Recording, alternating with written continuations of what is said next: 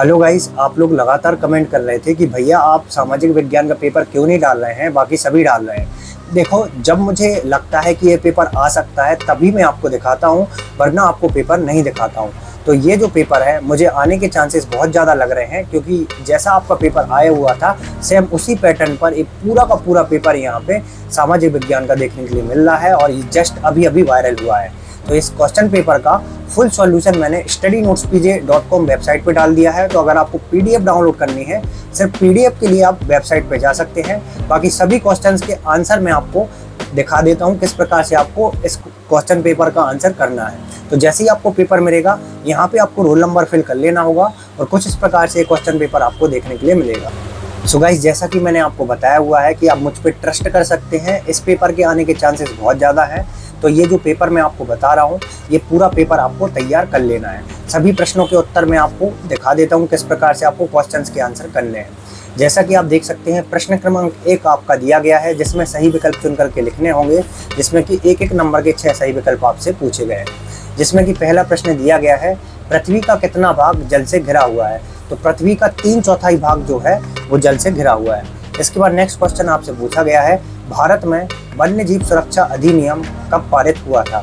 तो भारत में 1972 में वन्य जीव सुरक्षा अधिनियम पारित हुआ था। सो गाइस, इसके बाद नेक्स्ट क्वेश्चन आपसे पूछा गया था, देश का सबसे पुराना कृत्रिम पत्तन कौन है।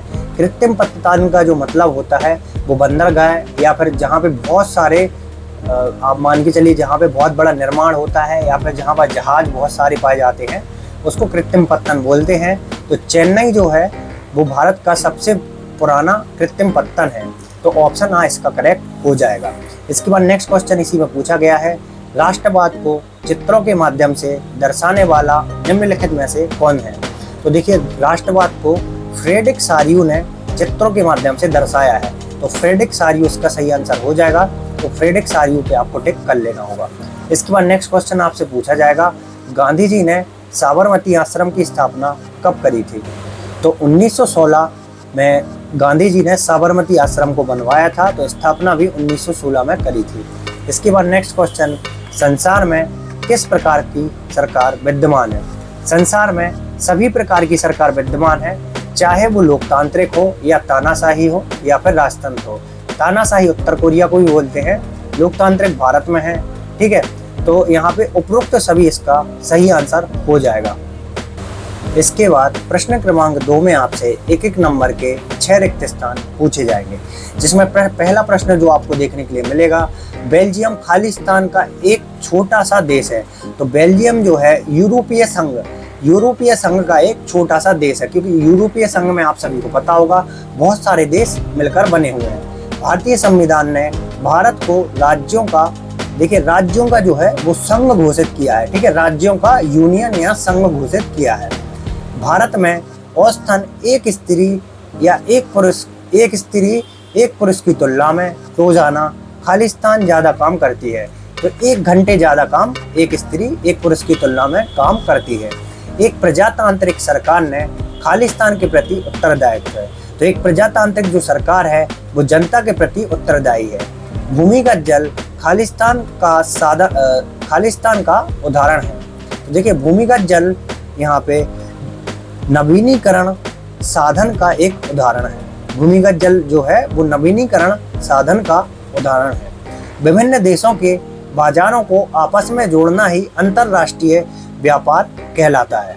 तो विभिन्न देशों के बाजारों को जब आपस में जोड़ते हैं तो उसे हम अंतरराष्ट्रीय व्यापार कहते हैं। प्रश्न क्रमांक 2 के सभी प्रश्नों के उत्तर डिस्प्ले पे मैं आपको दिखा देता हूँ। कुछ इस प्रकार से रिक्त स्थान आपको फिल करने थे। इसके बाद प्रश्न क्रमांक 3 है। तो प्रश्न क्रमांक 3 में एक वाक्य एक शब्द में हमें उत्तर देना था। तो गाइस, प्रश्न क्रमांक जो 3 है इसका आंसर आपको बताना है कमेंट करके। प्रश्न क्रमांक 3 के सभी क्वेश्चन के आंसर मैं देखना चाहता हूँ कितने विद्यार्थी रिसर्च करके वाकई में पढ़ रहे हैं और इन क्वेश्चंस के आंसर जो है कमेंट करके बता रहे हैं। और इसके बाद आपकी सही जोड़ियाँ थी। तो सही जोड़ियों का हमें मिलान करना था, जो कि प्रश्न क्रमांक 4 में दी गई है। सो गाइस, यहाँ पे प्रश्न क्रमांक 4 देख लीजिए आप। इसके बाद प्रश्न क्रमांक 5 था। तो प्रश्न क्रमांक 5 में सत्य हमें भरने थे, जो कुछ इस प्रकार से प्रश्न क्रमांक 5 में क्वेश्चंस पूछे गए हैं। इसके बाद प्रश्न क्रमांक 6 में आपसे 2 अंक का क्वेश्चन पूछा गया है, संसाधन से क्या तात्पर्य है। 8वां में मृदा संरक्षण से क्या तात्पर्य है, ये पूछा गया है।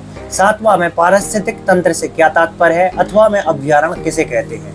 8वां में जल संरक्षण के लिए कृषि में किस प्रकार की आवश्यकता है। 8वां में नगद व व्यापारिक फसलों से क्या आशय है।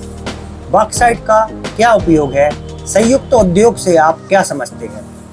10वां है उदारवाद का अर्थ बताना है। 8वां में है बहिष्कार से क्या समझते हैं। 11वां है कारण लॉ क्या है। 8वां में है औद्योगिक उत्पादन से क्या आशय है। 12वां है पंचांग से क्या आशय है। 8वां में है संघीय सरकार किसे कहते हैं। 13वां है संगठन सरकार से क्या आशय है। और 8वां में है पारिवारिक कानून क्या है।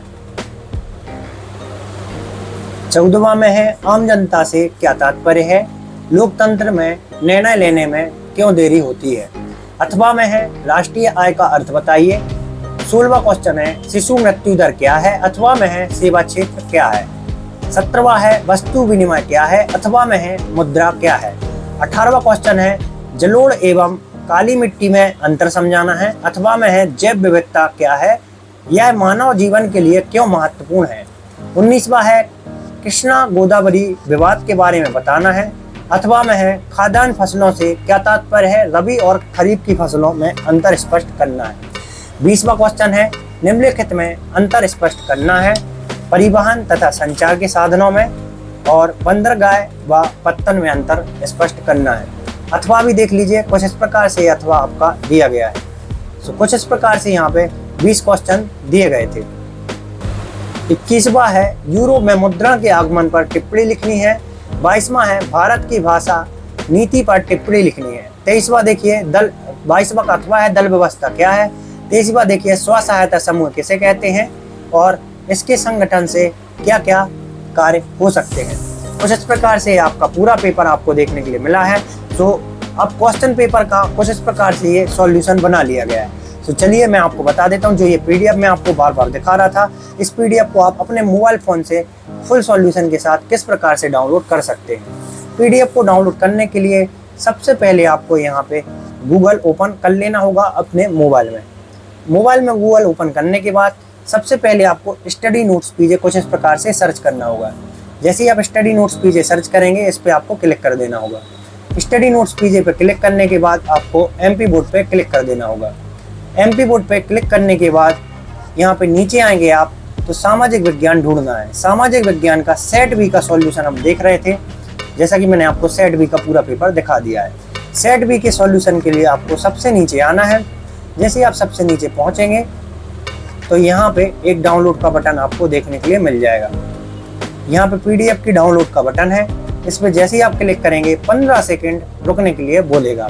तो 15 सेकंड आपको वेट करना है और पीडीएफ को डाउनलोड कर लेना है। उसके अलावा अगर आप चाहें तो टेलीग्राम ग्रुप स्टडी नोट्स पीजे को सब्सक्राइब कर सकते हैं। ये टेलीग्राम ग्रुप है, यहाँ पे आप सब्सक्राइब कर लीजिए। और यहाँ पे हमारे पीडीएफ ये डाउनलोड चल रही थी। तो गाइस यहाँ पे देखिए, आप जीमेल चूज करने के लिए बोलेगा, जीमेल आपको चूज करना है और यहाँ पे पीडीएफ को ओपन कर लेना है। तो कुछ इस प्रकार से सोशल साइंस का फुल सॉल्यूशन डाउनलोड कर